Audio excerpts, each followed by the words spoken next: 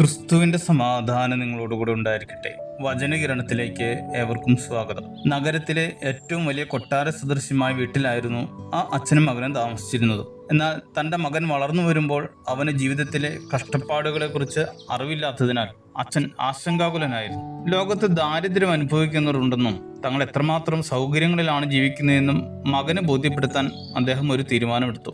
അദ്ദേഹം മകനെയും കൂട്ടി മലയോരത്തുള്ള ഒരു കുഗ്രാമത്തിലേക്ക് യാത്ര തിരിച്ചു. അവിടെ ഒരു ചെറിയ പുരയിടത്തിൽ താമസിക്കുന്ന ദരിദ്രനായ ഒരു കർഷകന്റെ വീട്ടിൽ അവർ 2 ദിവസം അതിഥികളായി താമസിച്ചു.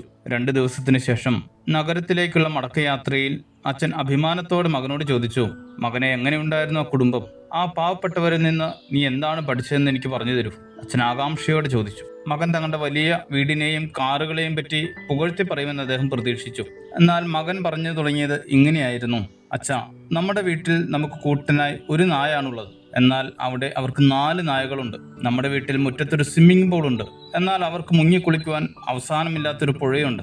രാത്രിയിൽ നമ്മുടെ ഉമ്മറത്ത് വെളിച്ചം നൽകുവാൻ വില കൂടിയ വിദേശ വിളക്കുകളാണുള്ളത്. എന്നാൽ അവർക്ക് വെളിച്ചം നൽകാൻ ആകാശത്ത് ലക്ഷക്കണക്കിന് നക്ഷത്രങ്ങളുണ്ട്. നമ്മൾ സാധനങ്ങൾ വാങ്ങുന്നത് ചന്തയിൽ നിന്നാണ്. അവർക്ക് സ്വന്തമായി ഭക്ഷണം വിളയിക്കുന്ന വലിയ കൃഷിയിടങ്ങളുണ്ട്. നമ്മുടെ വീടിന് സുരക്ഷയ്ക്ക് വലിയ മതിലുകളുണ്ട്.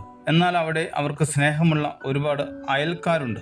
മകൻ തന്റെ സംസാരം ഇങ്ങനെ അവസാനിപ്പിച്ചു: അച്ഛാ, നമ്മൾ യഥാർത്ഥത്തിൽ എത്രമാത്രം ദരിദ്രരാണെന്ന് എനിക്ക് കാണിച്ചു തന്നതിന് നന്ദി. മകന്റെ വാക്കുകൾ കേട്ട് അച്ഛൻ അമ്പരന്ന് പോയി. നമ്മുടെ പക്കൽ എത്രമാത്രം പണമുണ്ട് എന്നതിലല്ല, മറിച്ച് നമ്മുടെ പക്കലുള്ളതിനെ നമ്മൾ എങ്ങനെ കാണുന്നു എന്നതിലാണ് ജീവിതത്തിന്റെ അർത്ഥം ഇരിക്കുന്നത്. സന്തോഷവും സംതൃപ്തിയും കണ്ടെത്താൻ കഴിയുന്നത് വില കൂടിയ വസ്തുക്കളിലല്ല, മറിച്ച് പ്രകൃതിയുമായും മനുഷ്യരുമായുള്ള സ്നേഹബന്ധങ്ങളിലാണ് അതെല്ലാം അടങ്ങിയിരിക്കുന്നത്. ഉള്ളത് കൊണ്ട് തൃപ്തിപ്പെടുന്നവന് ദൈവഭക്തി വലിയൊരു നേട്ടമാണ്. കാരണം നാം ഈ ലോകത്തിലേക്ക് ഒന്നും കൊണ്ടുവന്നില്ല. ഇവിടെ നിന്നൊന്നും കൊണ്ടുപോകാനും നമുക്ക് സാധിക്കുകയില്ല. ഭക്ഷണവും വസ്ത്രവും ഉണ്ടെങ്കിൽ അതുകൊണ്ട് നമുക്ക് തൃപ്തിപ്പെടാം എന്ന് 1 തീമോഥെയോസ് 6-ാം അധ്യായത്തിൽ പറയുന്നു. സൗകര്യങ്ങൾ വർദ്ധിക്കുമ്പോഴല്ല, മറിച്ച് ഉള്ളത് സംതൃപ്തി കണ്ടെത്തുമ്പോഴാണ് മനുഷ്യൻ സമാധാനം അനുഭവിക്കുന്നത്. സമാധാനത്തെ സമ്പന്നമായ ജീവിതം നയിക്കുവാൻ ഏവർക്കും ഇടയാകട്ടെ. ശുഭദിനം നേരുന്നു. ദൈവം അനുഗ്രഹിക്കട്ടെ. ക്രൂശിൽ മരിച്ചീശനിൻ പേർക്കാ വീണ്ടെടുത്തെന്നെ സ്വർഗകനാൻ നാട്ടിലാക്കുവാൻ.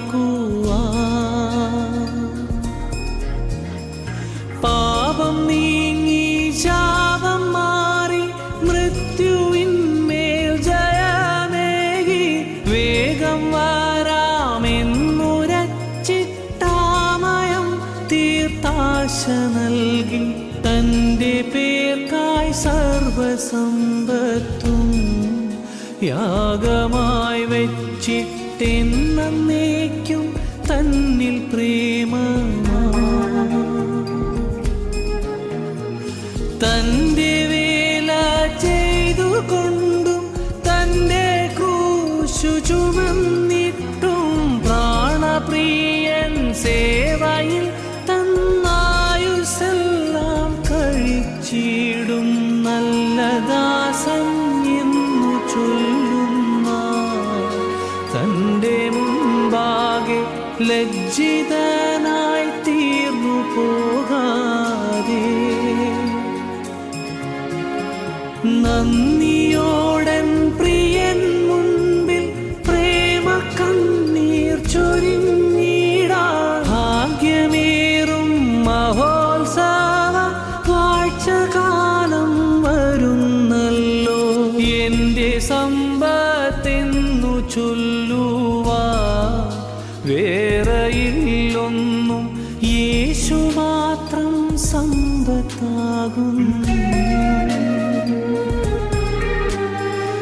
എൻ്റെ സമ്പത്തെന്നു ചൊല്ലുവാൻ വേറെയില്ലൊന്നും, യേശു മാത്രം സമ്പത്താകുന്നു.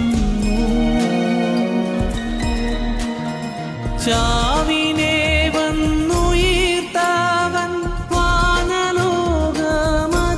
ചെന്ന് സാധു എന്നെ ഓർത്തു നിത്യം താതനോട് യാചിക്കുന്നു.